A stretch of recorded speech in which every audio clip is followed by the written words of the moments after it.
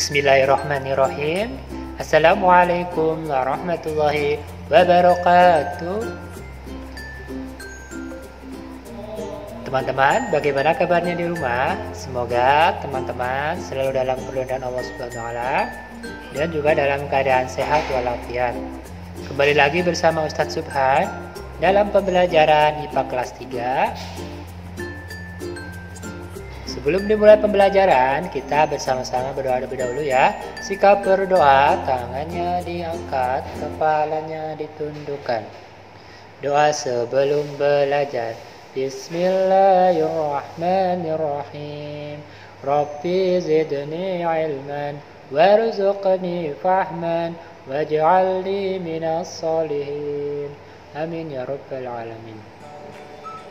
Teman-teman, hari ini kita sudah memasuki tema yang kelima, yaitu cuaca, dan subtema ketiga, pengaruh perubahan cuaca terhadap kehidupan manusia. Kita bahas dulu tema dan juga subtema. Dan sesungguhnya kami telah mempergilirkan hujan itu di antara manusia supaya mereka mengambil pelajaran. Quran Surat Al-Furqan ayat yang ke-50. Ayat ini menjelaskan tentang subtema kita, yaitu tentang cuaca berpengaruh terhadap kehidupan manusia. Nah, apa saja pengaruh cuaca terhadap kehidupan manusia? Yang pertama adalah mempengaruhi kegiatan bercocok tanam, baik pertanian maupun perkebunan. Nah, teman-teman, jika kita menanam pada musim penghujan, maka tanaman kita akan susah untuk berkembang dengan baik. Sebaliknya, jika tanaman kita tanam pada waktu cuaca cerah, maka insya Allah tanaman yang kita akan tanam akan tumbuh dengan baik. Yang kedua adalah ketika musim kemarau, pengaruh sinar matahari sangat terasa. Kita ambil contoh ketika kita menjemur pakaian yang basah. Ketika kita menjemur pakaian yang basah saat cuaca panas, maka pakaian tersebut akan cepat mengering. Begitupun sebaliknya. Ya. Kemudian yang ketiga adalah keadaan cuaca juga berpengaruh terhadap pakaian yang kita gunakan. Teman-teman, ketika cuaca panas, kita cenderung memakai pakaian yang tipis agar bisa menyerap keringat. Tapi ketika cuaca sangat dingin, kita menggunakan pakaian yang tebal. Kemudian yang keempat adalah iklim mempengaruhi keadaan perindustrian yang menjadi mata pencaharian orang. Sebagai contoh, di daerah dingin, kita akan banyak temukan industri yang membuat berbagai pakaian yang hangat dan menjual makanan yang membantu menghangatkan tubuh. Itulah subtema kita pada pekan ini. Selanjutnya, kita bahas ke dalam materi kita. Materi kita yaitu, teman-teman, bentuk-bentuk energi. Kita sudah memasuki pertemuan yang ketiga. Apa saja bentuk-bentuk energi tersebut? Ya, kita bahas bersama-sama. Yang pertama adalah kita bahas dulu apa itu energi. Tenaga disebut juga energi. Energi merupakan kemampuan untuk melakukan usaha. Makin lama waktu pengerjaannya, maka makin besar energi yang dibutuhkan. Makin berat pekerjaannya, makin banyak pula energi yang dibutuhkan. Nah, benda-benda mempunyai energi. Dan energi itu tidak dapat diciptakan dan tidak dapat dimusnahkan. Bentuk-bentuk energi yang pertama ada energi panas, yang kedua energi cahaya, yang ketiga energi gerak, yang keempat energi listrik, kemudian yang kelima energi bunyi.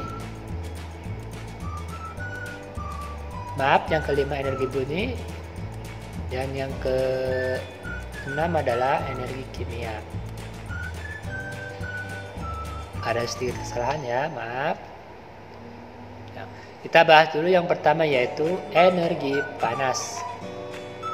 Energi panas merupakan energi yang dihasilkan dari panas suatu benda.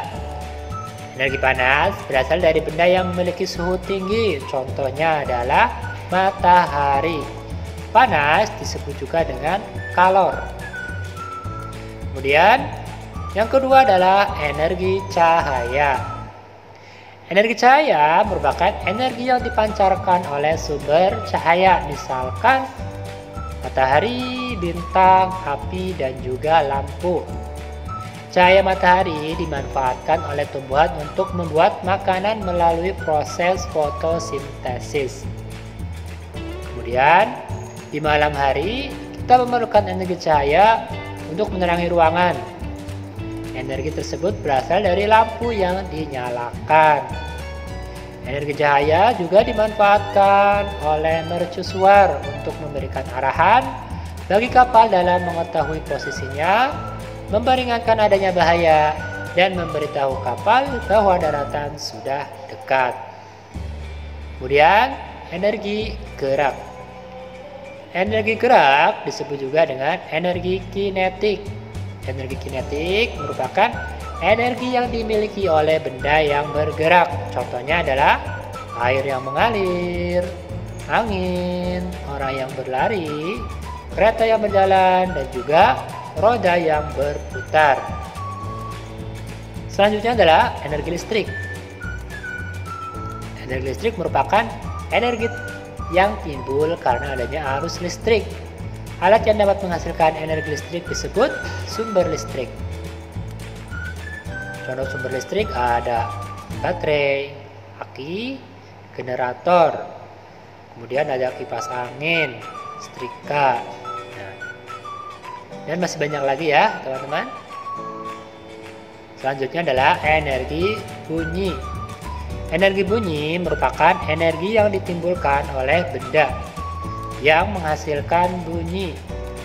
Energi bunyi dapat diketahui melalui telinga kita.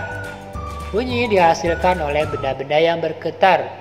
Misalkan ada sinar gitar, kemudian tenggorokan ketika kita berbicara juga termasuk energi bunyi. Kemudian yang terakhir adalah energi kimia. Energi kimia merupakan energi yang dihasilkan dari hasil reaksi kimia.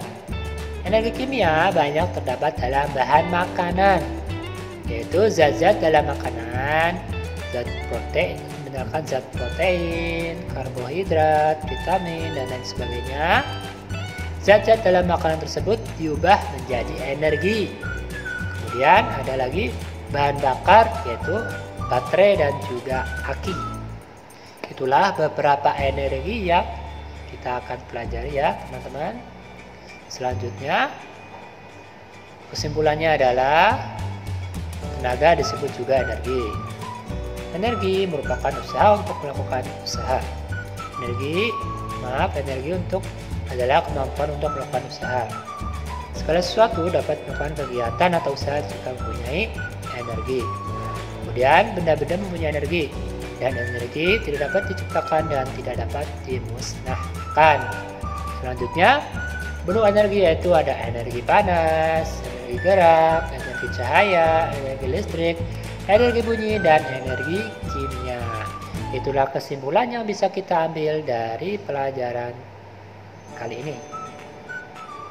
Selanjutnya, kita bisa mengambil hikmah dari bentuk-bentuk energi, yaitu di dalam Al-Quran surat Yunus ayat yang kelima yang artinya, dialah Allah yang menjadikan matahari bersinar dan bulan bercahaya, dan dialah yang menetapkan tempat-tempat peredarannya agar kamu mengetahui bilangan tahun dan perhitungan waktu.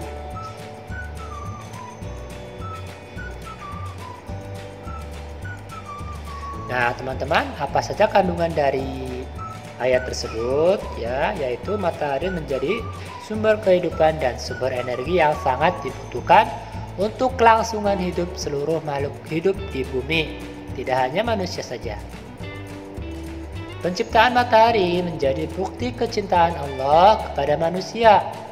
Matahari seumpama bola api raksasa yang mampu memberikan panas dan cahaya yang begitu luar biasa Sehingga alam semesta ini terang benderang di waktu siang. Tanpa matahari, alam semesta akan gelap gulita dan cuaca yang selalu dingin karena tidak adanya panas matahari yang memancar. Semoga teman-teman kita menjadi hamba yang senantiasa bertakwa dan bersyukur kepada Allah Subhanahu wa Ta'ala atas diciptakannya alam semesta ini. Untuk proyek di rumah, nah teman-teman siapkan satu, yaitu 2 buah ember yang berisi air. Langkahnya teman-teman silakan letakkan ember pertama di ruangan teduh, lalu yang ember kedua di bawah terik matahari. Diamkan kedua ember tersebut selama 2 jam. Dan setelah air dalam kedua ember tersebut secara bergantian. Lalu jawablah pertanyaan berikut ini. Yang pertama, apakah yang akan terjadi pada ember yang pertama? Dan apa yang kamu rasakan setelah menyentuhnya? Yang kedua, apakah yang akan terjadi di ember yang kedua? Dan apa yang kamu rasakan setelah menyentuhnya? Setelah itu, teman-teman tulis kesimpulannya dari kegiatan ini. Seperti itu. Insya Allah mudah ya. Nah, terima kasih teman-teman. Pembelajaran kita sudah tuntas. Semoga apa yang kita pelajari hari ini bermanfaat buat teman-teman semuanya. Mohon maaf jika ada salah kata ataupun perbuatan yang kurang berkenan di hati teman-teman.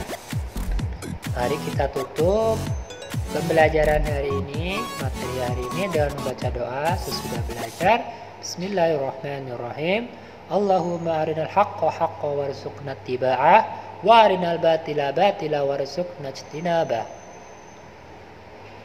Sekian dari Ustaz Subhan, sampai jumpa di pembelajaran berikutnya. Assalamualaikum warahmatullahi wabarakatuh.